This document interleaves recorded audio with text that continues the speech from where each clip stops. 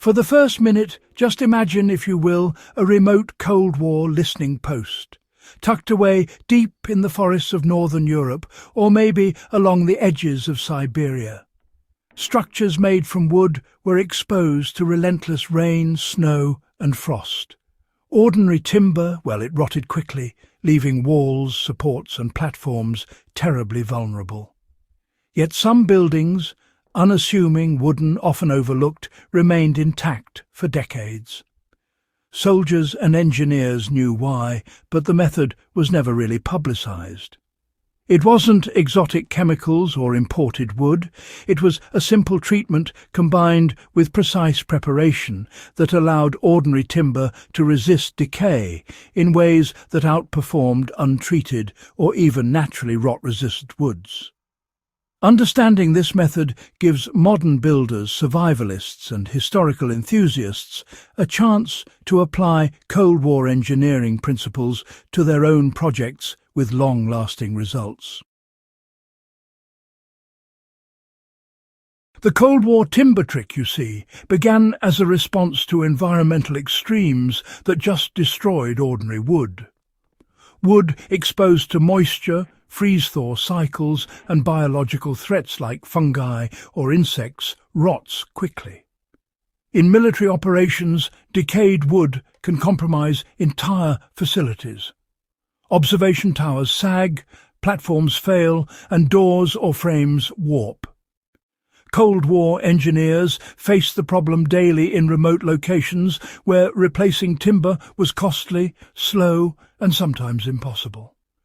Traditional methods, like painting or oiling, were just not enough in wet northern climates. They needed a solution that penetrated the wood, reinforced it internally, and could last for decades under repeated wetting and drying. The solution emerged from a combination of controlled drying, heating, and chemical treatment using locally available oils and resins. Timber was prepared to accept treatment uniformly, ensuring that even the innermost fibers were protected. This method preserved flexibility while dramatically increasing resistance to rot, mold, and insect damage. Essentially, the Cold War timber trick turned ordinary wood into a semi-permanent structural material capable of surviving extreme conditions. The process, well, it worked by combining heat, moisture control, and oil-based impregnation. First, the timber was air-dried to remove excess moisture, but not over-dried. Over-dried wood can crack and absorb treatment unevenly. Then the wood was gently heated, often using steam or controlled warm air to open its pores. This step was critical. The open grain allowed the treatment to penetrate deep rather than forming a surface layer that could crack or wash away. The Cold War engineers often used pine or linseed oil, sometimes mixed with natural resins, to soak the timber. The oil served as a water repellent, while the resin added rigidity and resistance to fungal attack. Soldiers and builders allowed the treated timber to cure slowly, sometimes for weeks, ensuring the oil fully penetrated and hardened within the grain. The result was timber that could sit in freezing rain, under snow, or in damp earth for years without swelling, cracking, or rotting. The combination of drying, heating, and oiling created a permanent protective barrier that modern builders rarely replicate unless they intentionally follow historic preservation techniques. The Cold War timber trick, allowed structures to remain reliable even under the harshest loads and climates. Reports from military engineers and construction logs actually indicate that observation towers, barracks, and supply platforms built with this method stayed functional for decades longer than untreated structures. Timber beams could bear heavy loads even after years of exposure to moisture, snow, and frost. In some cases, entire watchtower frameworks survived in northern Siberia for over 30 years, while untreated timbers nearby had collapsed or needed replacement several times. The real secret, well, it lay in how the treatment protected both the surface and the interior fibres. Fungi simply couldn't establish colonies inside the wood. Moisture couldn't saturate the grain. Insect larvae found nothing to feed on. Even the brutal freeze-thaw cycles, which normally split wood apart, were absorbed without any structural compromise, all because the treatment kept the wood elastic.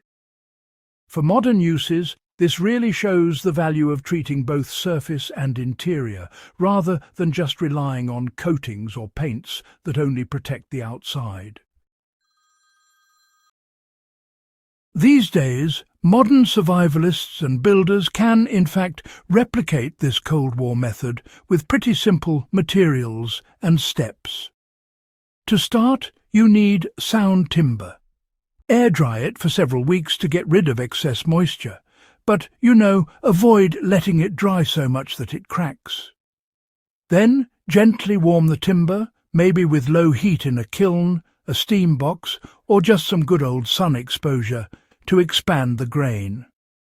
Once it's warmed up, apply an oil-based treatment like boiled linseed oil, tung oil, or pine tar, working it right into the grain using brushes, sponges, or even by dipping. For a bit more protection, you can mix in natural resins to boost hardness and rot resistance. After that, allow the timber to cure slowly, ideally in a dry, ventilated space. And if needed, just repeat the process to make sure it really soaks in. Using this technique, a modern homesteader or off-grid builder can create decking, fencing, platform structures, or even cabin frames that'll resist moisture and rot for decades. Unlike chemical preservatives, this method uses materials that are, generally safe, biodegradable, and have stood the test of time. The Cold War timber trick stands as a real testament to pragmatic engineering that puts longevity and reliability first. It shows us that some of the most effective survival and construction methods aren't always high-tech. By understanding how heat, moisture, and natural oils interact, engineers solved a stubborn problem that, honestly, modern builders still face. This is a method rooted in observation, experimentation, and necessity, refined over decades of extreme field testing. For anyone interested in historical engineering, survival architecture, or long-term wood preservation, it offers insights that are both practical and, pretty fascinating from a historical perspective. If you want more historically grounded construction techniques, forgotten engineering methods, and practical survival lessons from past conflicts, make sure you subscribe to In the Beginning. Share this video with fellow enthusiasts and, above all, keep these crucial lessons alive for the next generation.